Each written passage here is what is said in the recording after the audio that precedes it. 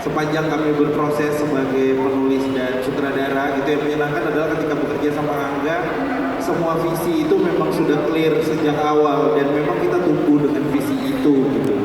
Ketika kita membicarakan 13 book di proses penulisannya, kami memang bermain-main dengan elemen penceritaan kan. Jadi kami juga di waktu yang sama karena berkali-kali mengulang prosesnya, kami lalu kemudian mulai melihat peluang bagaimana kalau struktur cerita ini yang biasanya kami pakai, yang biasanya jadi mainan kami untuk elemen naratifnya, itu kita obrak-abrik gitu. Jadi orang tuh pertanyaan signifikan waktu itu adalah orang nonton film action tuh pengen dapat apa sih? Gitu. Pertama kali yang harus dimiliki di 15 menit pertama film itu apa? Ya kan? Otomatis sesuatu yang harus ngasih kesan yang memorable, dan itu adalah action itu sendiri gitu. Makanya kemudian secara struktur penceritaan kami memodifikasi. Jadi kalau misalnya biasanya kami menggunakan X1 cerita itu untuk eksposisi karakter, memperkenalkan karakter, ini kita ubah. Kita letakkan tuh actionnya, act 2-nya itu di bagian depan untuk kemudian menaikkan eskalasinya, baru kemudian kami mengurainya, siapa sih tokoh-tokoh ini, apa sih sebenarnya yang terjadi, kenapa cerita ini harus diikuti. Itu hal yang menurut saya menarik dan very surprising untuk saya sebagai seorang penulis yang kerja di Project ini.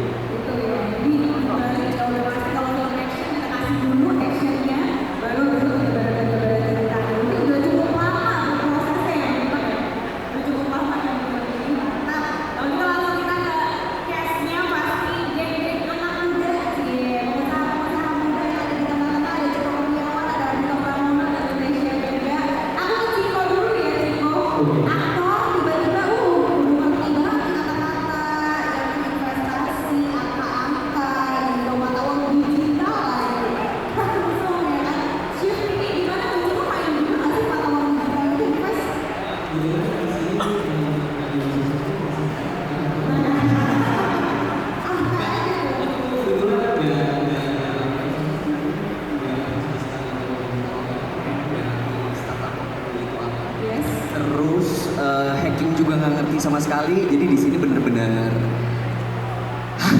kontras banget bedanya langsung ya.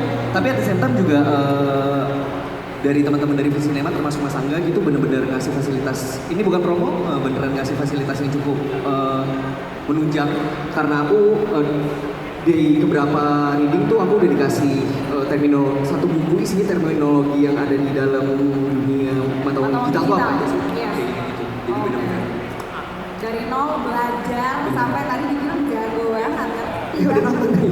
Udah pada nonton, aman kok teman-teman media ya. Kalau ke Lutetia nih, aku tertarik juga. Lutetia another karakter lagi menarik juga kehadiran Lutetia di sini. Bagian nyetir mobil, kebut-kebutan, kejar-kejaran sama polisi, itu seru banget.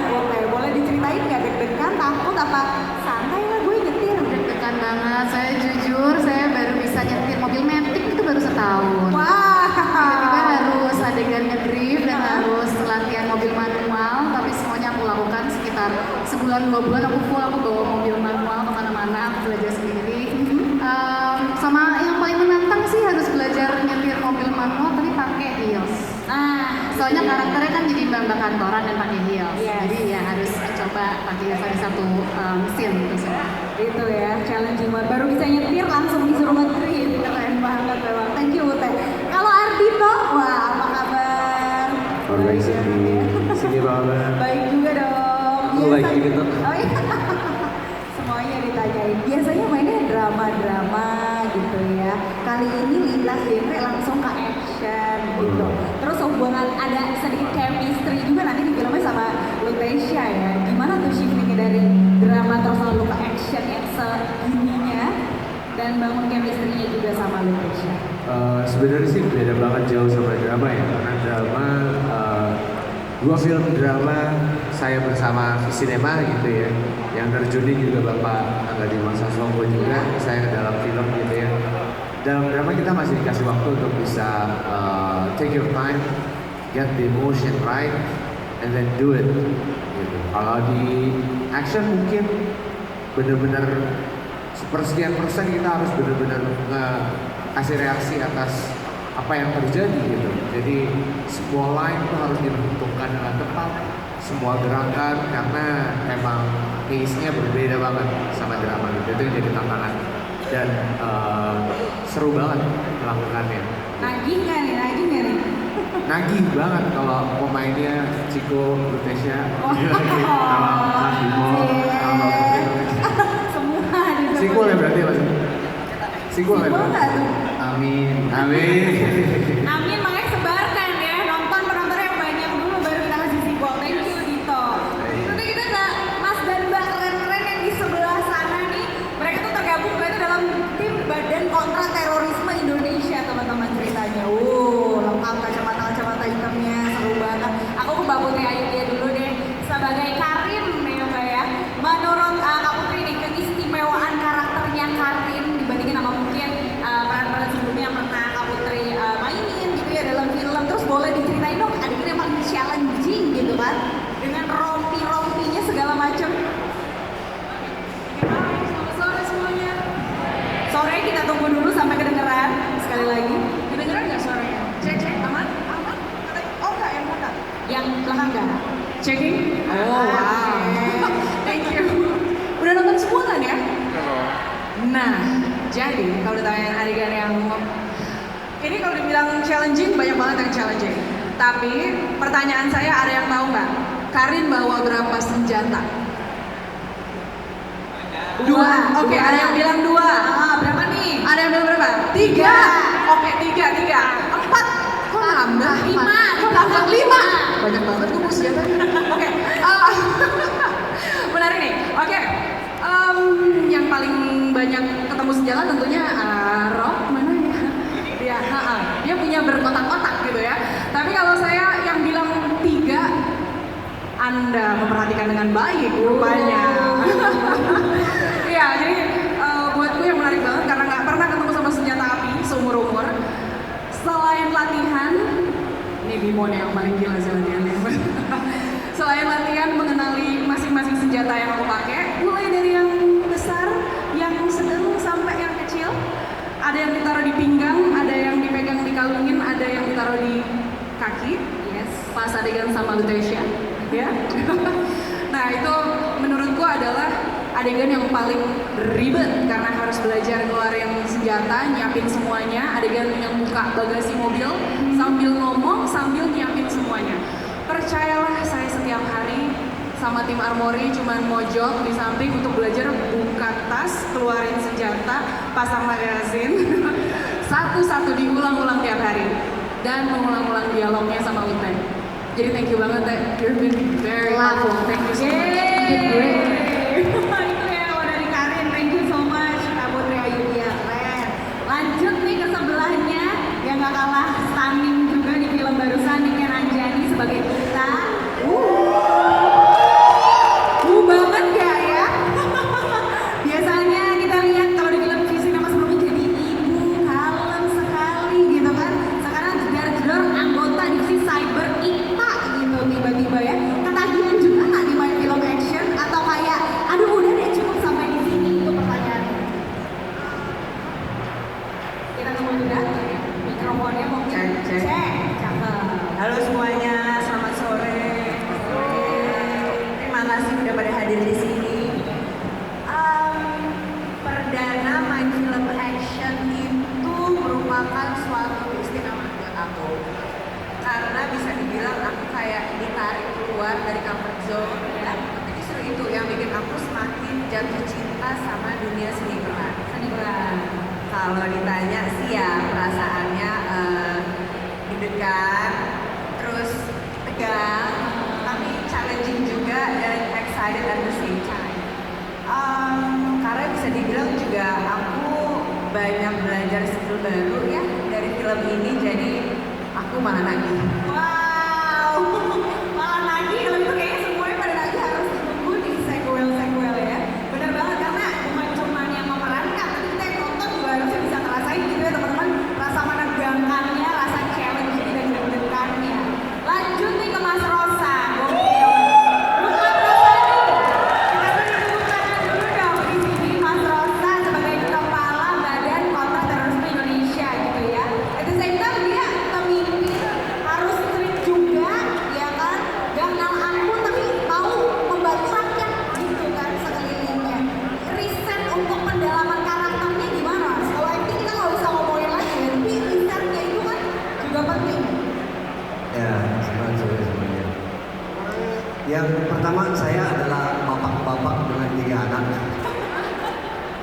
Tapi tiba-tiba harus menjadi bapak-bapak yang menyelamatkan negara. Dulu kan berapa juta orang, itu tantangan yang paling luar biasa adalah naikin tensi intelektualitas, naikin tensi kematangan, naikin tensi untuk berhadapan dengan orang banyak, itu tantangan yang paling besar di awal. Ya tentunya risetnya jadi banyak, saya harus melihat gimana sih hidupnya para jenderal-jenderal yang bertanggung jawab untuk sebuah negara. Jadi belajar banyak di dalamnya. Jadi belajar banyak ya. Ngajarin juga ya Mas ya. Selain belajar dan mengajar dong pasti. Menemani mereka. Hai, humble sekali ya. Jadi mas. Mas ngajarin juga keren. Masuk Sani, terima kasih banyak. Kalau Andri Masyadi lagi sebagai Fajar Dinda. Ini temennya Niken ya di sini ya pastinya ya. Fajar ini adalah anggota divisi cyber IKTA ya kan. Apa aja sih yang dilakuin preparationnya? Karena kalau aku pribadi ya kenal Andri Masyadi, kocak, seru, menyenangkan. Tiba-tiba serius banget nih. Halo, selamat sore semuanya. Terima kasih sudah pada nonton semua kan ya. Thank you banget ya mention aku jadi kocak ya. Kocak ya. Preparasinya lumayan banyak banget. Salah satu kita belajar hacking workshop dari teman-teman dari Google yang ngajarin. Terus kita belajar hacking beneran, kita bisa hack handphone kalian, kamera handphone kalian sekarang kalau kita mau. Tapi kita belajar itu tentang basic coding, hacking, dan ternyata itu kepake banget pas lagi di set karena setnya itu mirip banget sama asli walaupun gue sendiri belum pernah melihat kantor intelijen kayak gimana. Cuma pas gue datang ke kantor IKTA, ini kayaknya kantor intelijennya asli tuh kayak gini deh. Jadi kepake banget, itu salah satu yang menantang dan harus bermain dualisme juga jadi tantangan yang menarik ya karena Fajar tuh fokus sama kerjaan sama fokus sama hal lain juga gitu at the same time gitu sih.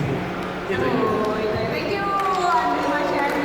Thank you. Dan Indra Bimo juga tidak ketinggalan MPL.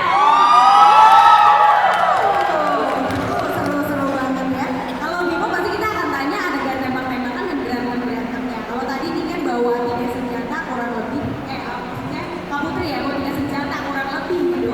Kalau Bimo masih ingat nggak kira-kira itu senjata apa aja yang kamu mainkan di tangan gitu ya? Dan adegan mana yang paling sulit banget nih rasanya keder gitu berkali-kali? Cek. Cek. Aman suara Bimo? Semuanya, terima Aman, kasih ya? sudah hadir di sini untuk ngobrolnya. Tapi sebelum saya jawab pertanyaannya, saya mau tanya semua teman-teman yang ada pada kesempatan kali ini. Berterima kasih sebesar-besar untuk Sinema dan Mas Angga. Terima kasih. Bisa saya syuting salah satu film besar yang ada. Terima kasih. Senjatanya apa aja? Senjata yang saya pegang itu jujur namanya AR-15 yang udah dimodifikasi. Tapi untuk modifikasinya jadi seperti apa? Kayaknya bisa tanya sama Pak dulu sih. Oh, oke. Spesifikasinya kurang paham, tapi emang ternyata main action dengan senjata sebesar itu berat ya. Senjata itu berat ya. Senjata Saya itu bisa berat. komplain. Aha. Saya nggak bisa komplain. Setiap kali saya bilang senjata, mau setiap kali mau bilang berat banget sih senjata. Dan teman saya Pak Arman sama Mas Angga dan Pak Gila itu jadi jauh lebih berat menurut saya.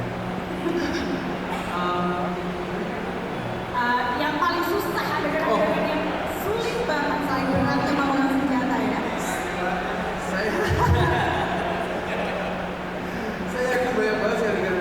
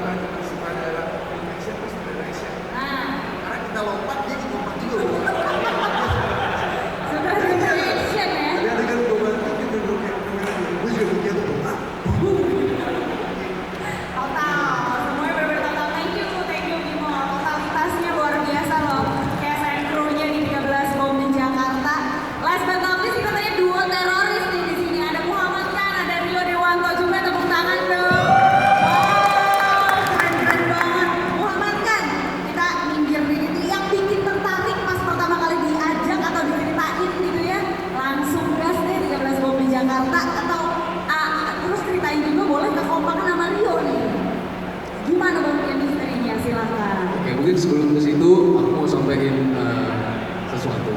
Apa tuh? Kata guru saya, Mas Rosa, aktor yang baik itu adalah aktor yang memudahkan kerja sutradara. Oh. Tapi selama di proses 3 bulan sebelum di Jakarta ini, aku merasa malah Mas Angga sebagai sutradara itu memudahkan kerja saya sebagai aktor. Jadi kayak, iya, karena waktu dapat naskah pertama kali itu, aku udah beban banget. Aku nervous banget, kayak ini gimana nanti secara teknis gitu. Karena otomatis kita kalau baca naskah pasti mikirin desain karakter dong. Tapi kan kayak, ntar aku di lokasi harus gimana ya dengan teknik action kayak gini. Karena aku belum pernah main film action yang like action kayak gini gitu. Yes. Terus pas sampai di sana, melihat setnya yang kayak gitu dan segala macem, terus ngeliat Mas Angga ngedirect, akhirnya kayak, oh ternyata nggak seribet yang aku pikirin ya gitu. Jadi menurut aku kelebihan proses kita di sini adalah cerita yang rumit, menurut aku rumit, tapi kita bisa melakukan itu seperti menjalani hidup aja gitu. Jadi Mas Angga itu juga treatmentnya membuat aku pribadi sebagai fan yang berperan sebagai Waluyo itu jadi lupa kalau ini tuh film. Ketika melihat set, jadi kayak ya udah aku hidup aja gitu. Apalagi kayak misalnya waktu itu aku ingat ada salah satu scene Waluyo yang lumayan cukup panjang, kayak ada monolog itu. Mas Angga bilang, lu hidup aja di sini. Kita yang ngikutin kamu kamera ini. Jadi kayak wow, itu ngerasa oke. Nggak ngerasa jadi main film, jadi ngerasa hidup aja udah gitu. Sebagai karakter di set semacam itu, ngebangun chemistry-nya. Mas Rio itu aktor yang sangat apa ya? Dia nggak kayak aku pernah bilang kayak gini. Aku kan sering banget kalau lihat di depan Citos gitu kan, dari posternya dia gede gitu kan. Terus aku dulu nervous banget waktu di hari ini akan kita ceritakan nanti gitu kan. Pas lagi syuting aku bilang, Mas Rio, aku tuh kalau ketemu kamu masih starstruck gitu, soalnya kadang tuh kalau aku lagi di jalan ngeliat muka kamu gede gitu. Di billboard, sekarang lihat langsung gitu ya. Tapi kayak ngeliat langsung tuh kayak nggak, maksudnya kayak jadi orang yang beda, kayak orang biasa kayak tetangga kosan gitu. Aduh loh. Kayak tetangga kosan, jadi iya kita tinggal bareng ya maksudnya. Jadi kayak karena pembawaan Mas Rio juga sebagai aktor itu sangat humble banget. Itu juga membuat aku jadi relax sih, karena jujur waktu aku kasih tahu bahwa aku bakal jadi tangan kanannya Arok di situ, lumayan agak nervous gitu karena aku merasa aduh ini aktor senior nih gitu. Jadi tapi ternyata karena Mas Rio nya sangat humble, udah tua Senior loh tadi. senior. Jadi aku jadi relax gitu. Jadi aku seneng banget awalnya yang aku sangat overthinking, ketemu Mas Angga yang kayak gitu, ketemu teman-teman co-actor yang sangat-sangat humble dan membantu sama-sama, itu membuat aku jadi lebih relax dan menjalani ini happy banget. Thank you so much Kak. Gokil ya. Bukan cuman casting, tapi krunya juga kayaknya kekeluargaan sekali. Jadi memudahkan gitu dalam proses syutingnya sampai kita bisa tonton di hari ini. Arok, kita tepuk tangan dong untuk Arok. Rio Dewanto. Kalau Mas, selamat sore. Aman suaranya kedengeran Arok? Oh ganti mikrofon dulu. Cek. Selamat sore rekan-rekan media semuanya. Aman. Suara ini sama Wih, sedap dong. Pak Guru. Arok udah lama banget kerja sama Mas Angga, pastinya ini challenging. Rio, bukan Arok. Oh ya, Rio, sorry maksudnya. Rio Dewanto. Gawat ya. Surat Arok kerja sering sama Angga Sasongko, wah kacau banget tuh. Oh iya, jangan ya. Rio Dewanto maksudnya. Dan di sini kita langsung ke actionnya aja karena memang ini adalah jelas action terbesar di Indonesia tahun ini. Kombinasinya semuanya dipakai di kelahinya. Tangan kosong iya, pakai senjata api juga banyak banget tadi katanya kan. Terus senjata tajam juga gitu. Melakukan koreografi itu seberapa sulit prosesnya? sulit banget lah. Dan saya nggak pernah kebayang bahwa Kenapa? nggak tahu ya, mungkin ya saya sebelumnya sebelumnya selalu melihat Hah? Ya. jadi karakter yang berbeda, kemudian di beberapa proyek lain juga dia mencintai kemudian. Nah tapi untuk menjadi teroris, tapi sebelumnya ini karena kita dari perwakilan teroris, meskipun film ini tentang terorisme, tapi kita sama sekali tidak mendukung apapun itu bentuk terorisme. Boleh. Kalau untuk utama dulu sih Gak apa-apa banget loh, teman-teman. ya, iya nggak pernah kebayang aja gitu. Dan jujur di project ini gue jadi manusia yang sangat manipulatif banget. Iya benar. Untungnya Mas Rosa ngajarin ada satu gerakan. Ini tubuh kita terus di tengah netral kita masuk jadi karakter gitu. Nah, itu yang gue selalu lakukan untuk gue bisa kembali lagi jadi Dio. Iya. Gokil. Terima kasih Mas Rosa.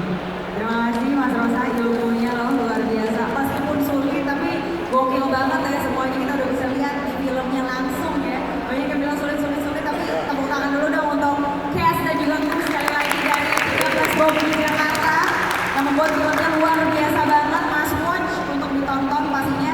Aku yakin juga teman-teman media udah gak sabar buat nanya. Dari tadi aku mulu yang nanya, mungkin ada yang mau bertanya kesempatan. Oke Mas, silakan yang jaket yang sebelah situ dulu. Oke, boleh ya. Dari mana mau bertanya apa? Silakan. Iri aja mas.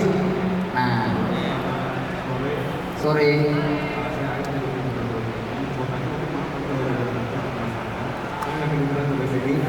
Mas bisa diulangi lagi yang tadi kalau dijelaskan mengenai kan ini kalau saya lihat agak ribet ya, maksudnya ribet dalam arti set tempatnya, kemudian juga ada senjata dan juga asli kan, kemudian ada bukti juga, kemudian saya lihat syutingnya juga kayaknya sebagian besar malam gitu, dan itu bagaimana akhirnya Mas keribatan apa yang didapatkan oleh seorang Angga Dwi Mas untuk menghold semua ini gitu, dan yang paling penting adalah bagaimana keamanannya Mas untuk menjamin semuanya agar tetap aman selama proses syuting berlangsung.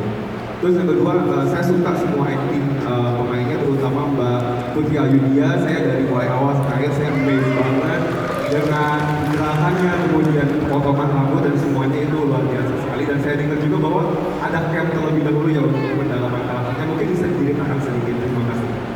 Terima kasih Mas. Boleh dijawab? Silakan. Thank you mas. Ini mungkin film yang paling ribet yang pernah saya kerjain, karena contohnya di Wiro Sableng misalnya, Wiro Sableng tuh ribet, tapi actionnya terfokus sama fighting. Ben dan Jody mungkin ribet karena syutingnya kita harus dalam pandemi dan tengah hutan, tapi sebenarnya actionnya itu cuman mungkin 1/3 film terakhir gitu. Lalu Mencuri Raden Saleh nggak ada gunshot, gunfight, nggak ada explosion gitu. Nah ini di sini semua tiba-tiba semuanya ada dan harus dikerjain. Produsernya bilang, Bapak bilang waktu lo cuma 40 hari gitu ya, harus dikerjain selama 40 hari. Dan koordinasinya lumayan kompleks karena kita harus berhadapan sama banyak sekali tim, mulai dari kamera, artistik yang biasa gitu ya, terus sekarang ada harmoni, lalu ada special effect, ada visual effect. Special effect sama special effect itu dua tim yang berbeda. Ada safety officer, ada stunt coordinator, ada vehicle, ada tim